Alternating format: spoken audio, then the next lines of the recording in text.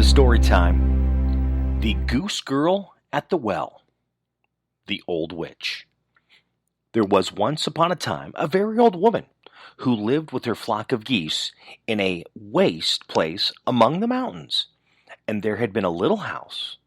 The waste was surrounded by a large forest. And every morning the old woman took her crutch and hobbled into it. There, however, the dame was quite active. More so than one would have thought. Considering her age and collected grass for her geese, picked all of the wild fruit she could reach, and carried everything home on her back. Anyone would have thought that the heavy load would have weighed her to the ground, but she always brought it home safely. If anyone met her, she greeted him quite courteously. "Good day, dear countryman. It is a fine day. Ah, you wonder that I should drag grass about?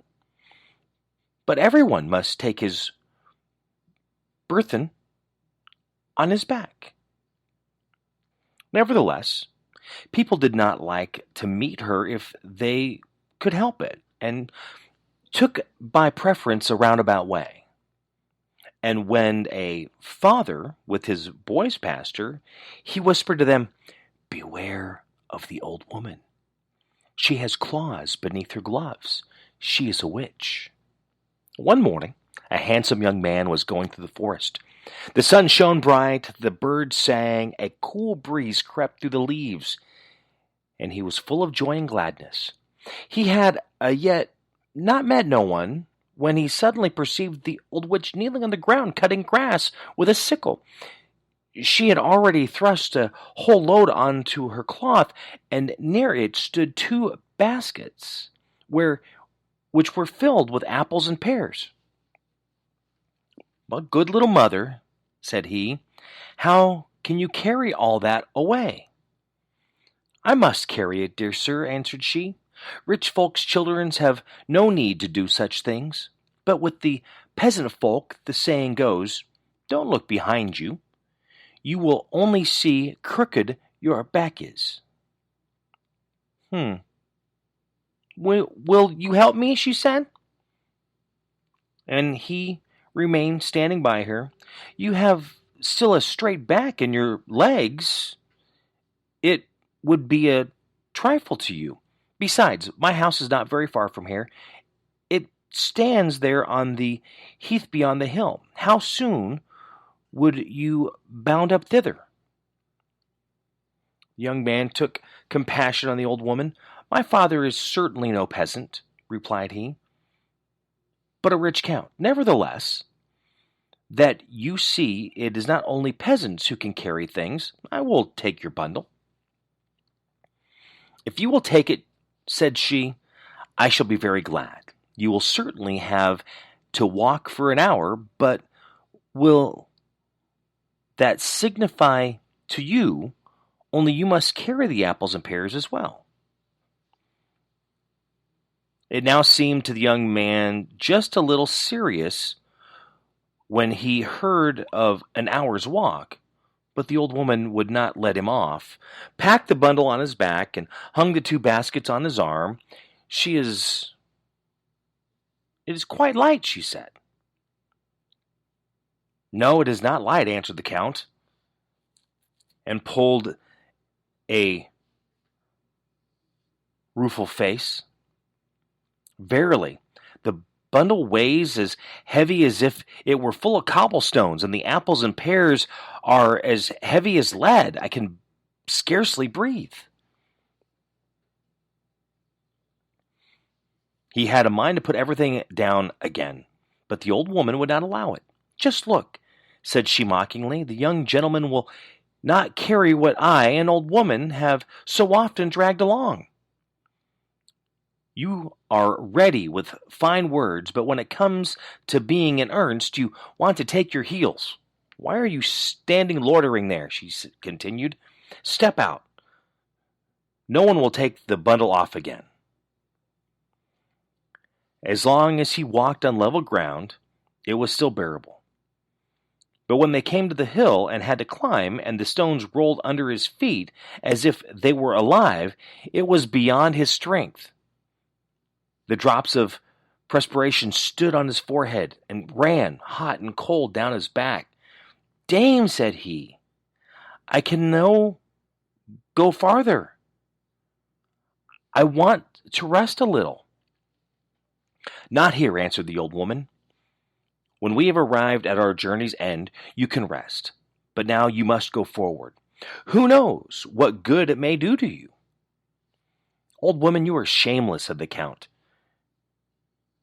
and tried to throw off the bundle, but he labored in vain.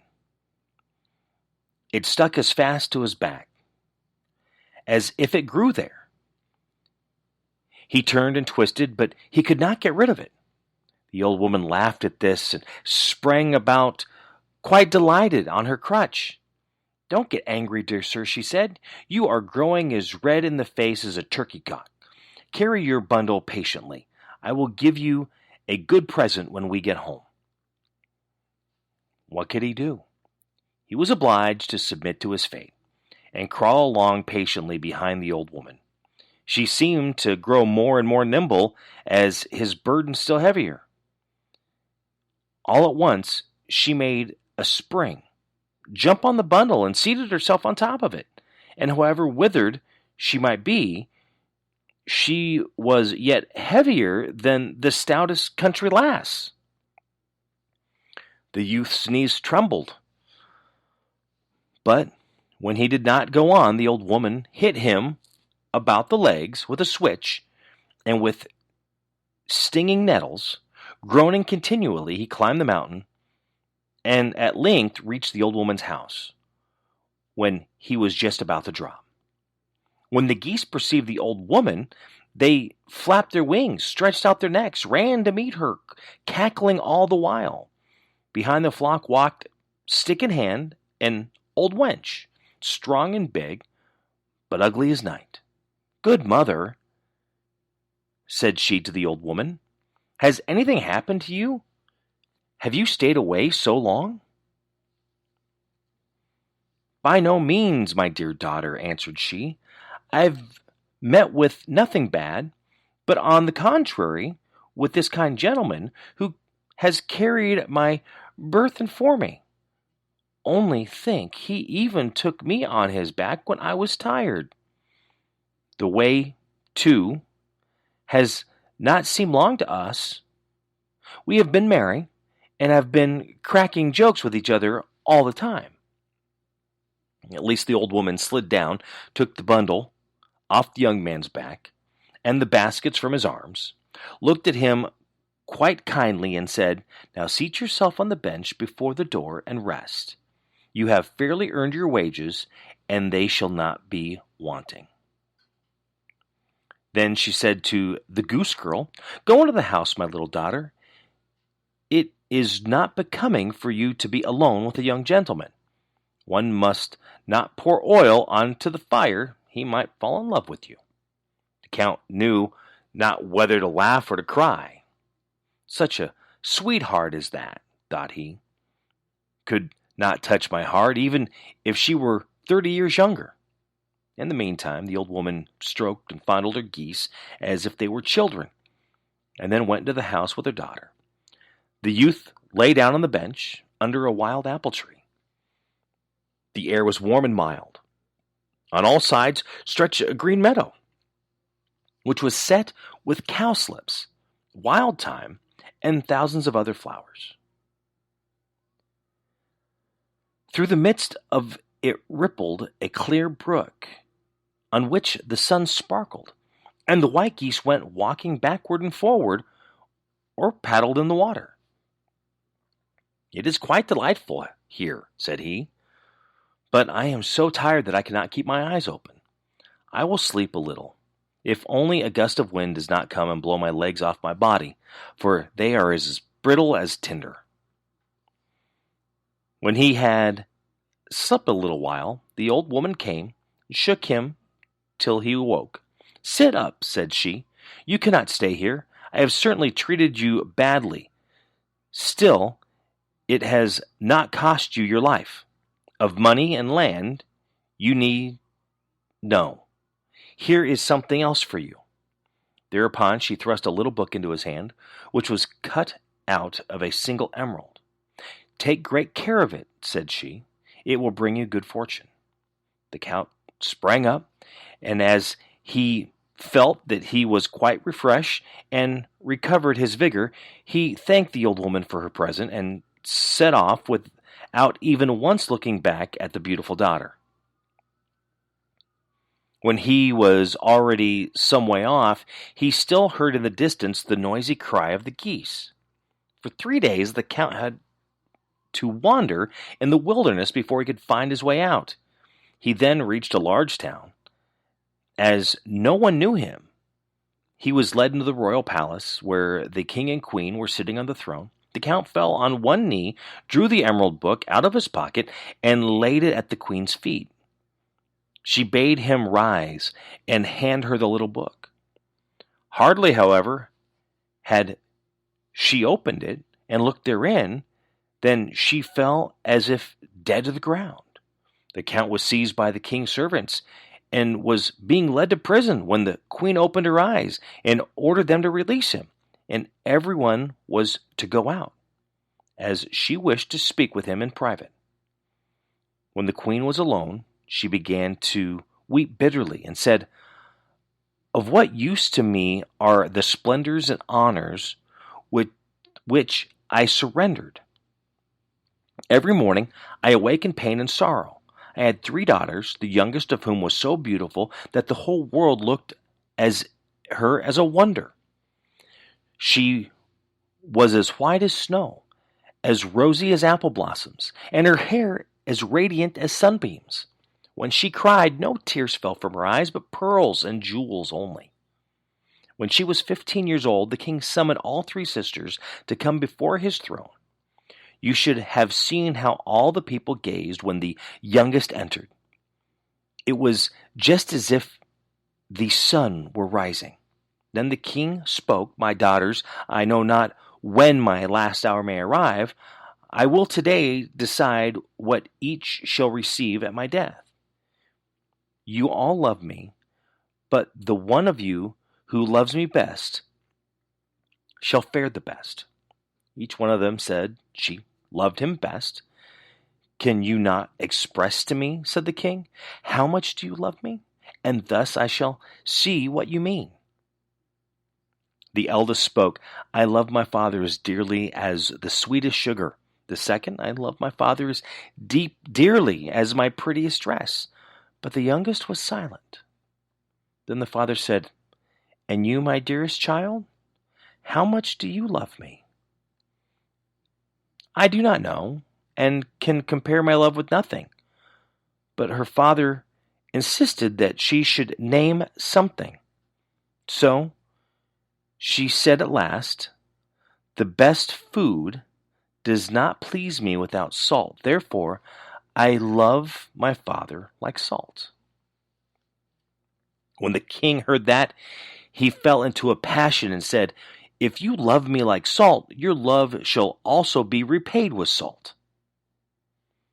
Then he divided the kingdom between the 2 elders, but caused a sack of salt to be bound on the back of the youngest, and 2 servants had to lead her forth into the wild forest. 'We all begged and prayed for her,' said the queen, 'but the king's anger was not to be appeased. How she cried when she had to leave us! The whole road was strewn with the perils which flowed from her eyes.' The king soon afterward repented of his great severity, and had the whole forest searched for the poor child, but no one could find her. When I think that the wild beasts have devoured her, I know not how to contain myself for sorrow. Many a time I console myself with the hope that she is still alive, and may have hidden herself in a cave, or found shelter with compassionate people. But picture to yourself, when I opened your little emerald book, a pearl lay therein, of exactly the same kind as those which used to fall from my daughter's eyes. And then you can also imagine how the sight of it stirred my heart. You must tell me how you came by the pearl." The count told her that he had received it from the old woman in the forest, who had appeared very strange to him, and must be a witch. But he had neither seen nor heard anything of the queen's child. The king and the queen resolved to seek out the old woman. They thought that there, where the pearl had been, they would obtain news of their daughter. The Gray Mask. The old woman was sitting in that lonely place at her spinning wheel, spinning.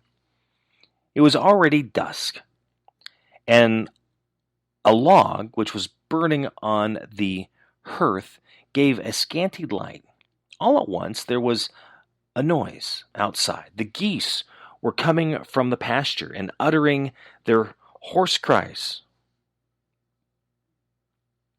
Soon afterward, the daughter entered, but the old woman scarcely thanked her and only shook her head a little. The daughter sat down beside her, took her spinning wheel, and twisted the threads as nimbly as a young girl. Thus they both sat for 2 hours and exchanged never a word. At last something rustled at the window, and 2 fiery eyes peered in. It was an old night owl which cried, "Oh!" 3 times. The old woman looked up just a little, then she said, "Now, my little daughter, it is time for you to go out and do your work." She rose and went out, and where did she go? Over the meadows, ever onward into the valley.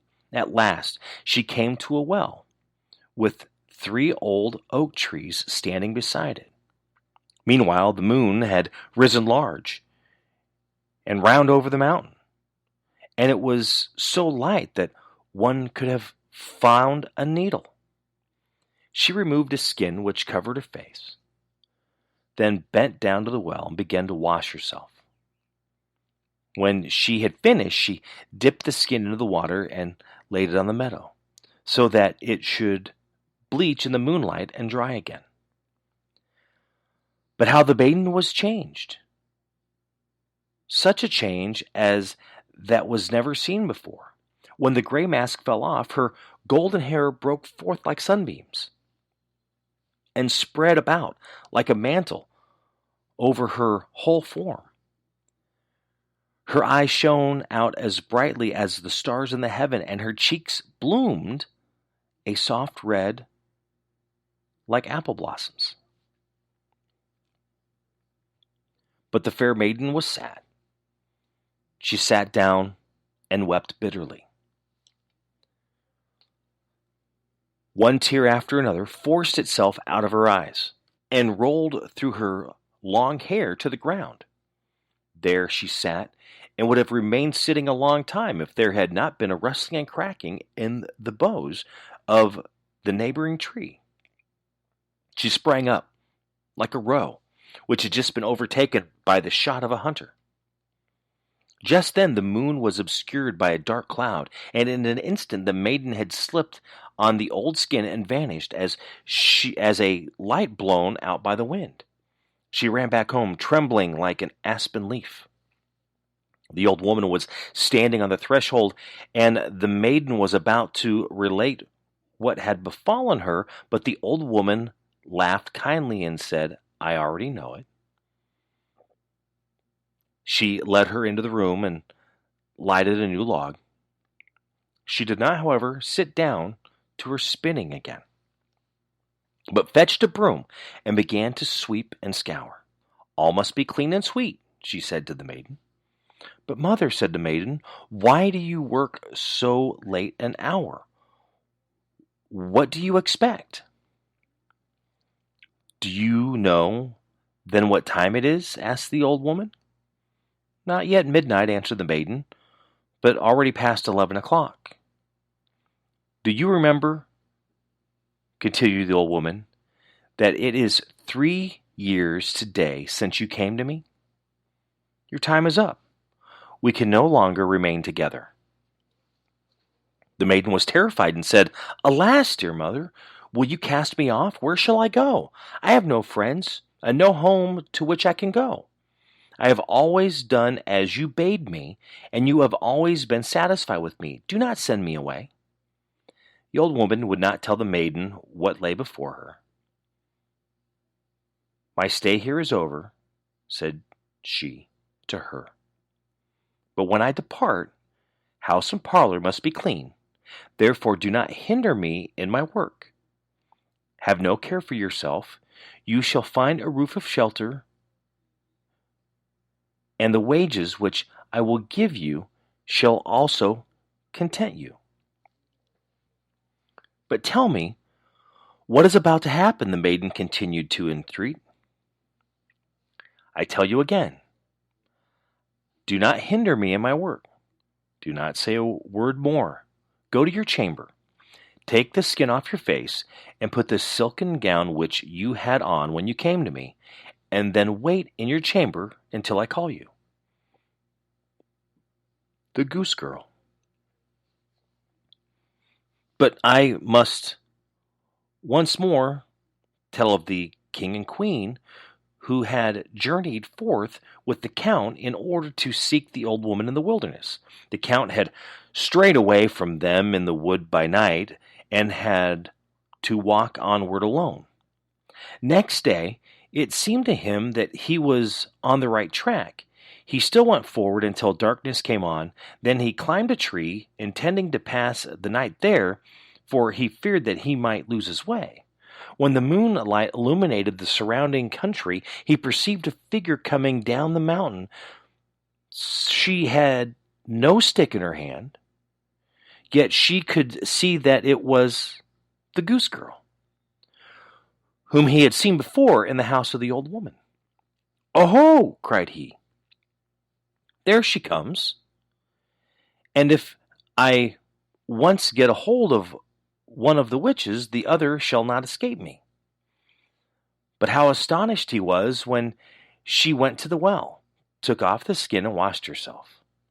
Her golden hair fell down all about her, and she was more beautiful than anyone whom he had ever seen in the whole world. He hardly dared to breathe, but stretched his head as far forward through the leaves as he dared, and stared at her. Either he bent over too far, or, whatever the cause might be, the bow suddenly cracked, and then, at that very moment, the maiden slipped into the skin, sprang away like a roe, and as the moon was suddenly covered, disappeared from his eyes. Hardly had she disappeared before the count descended from the tree and hastened after her with nimble steps. He had not gone far before he saw in the twilight two figures coming over the meadow. It was the king and queen, who had perceived from a distant light shining in the old woman's little house, were going to it. The count told them what wonderful thing he had seen by the well, and they did not doubt but that she was their lost daughter. They walked onward, full of joy, and soon came to the little house. The geese were sitting all around it, and had thrust their heads under their wings, and were sleeping, and not one of them moved. The king and queen looked in the window. The old woman was sitting there quietly spinning, nodding her head, and never looking around. The room was perfectly clean, as if the little mist men, who carried no dust on their feet, lived there. Their daughter, however, they did not see. They gazed at all this for a long time. At last they took heart and knocked softly on the window. The old woman appeared to have been expecting them. She rose and called out quite kindly, "Come in. I know you already."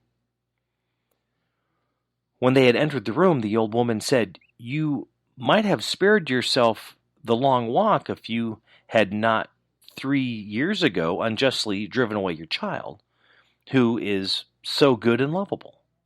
No harm has come to her. For 3 years she has had to tend the geese, and with them she has learnt no evil, but has preserved her purity of heart. You, however, have been sufficiently punished by the misery in which you have lived." Then she went to the chamber and called, "Come out, my little daughter." Thereupon the door opened, and the princess stepped out into her silken garments, with her golden hair and her shining eyes. And it was as if an angel had entered. She went up to her father and mother, fell on their necks and kissed them. There was no help for it. They all had wept for joy. The young count stood near them, and when she perceived him, she became as red in the face as a moss rose. She herself did not know why. The king said, "My dear child, I had given away my kingdom. What shall I give thee?" "She needs nothing," said the old woman. "I gave her the tears that she has wept over your account. They are precious pearls, finer than those that are found in the sea, and worth more than your whole kingdom. And I gave her my little house as payment for her services." When the old woman had said that, she disappeared from their sight. The walls rattled a little, and when the king and queen looked around, the house had changed into a splendid palace. A royal table had been spread, and the servants were running hither and thither. The Goose Girl at the Well.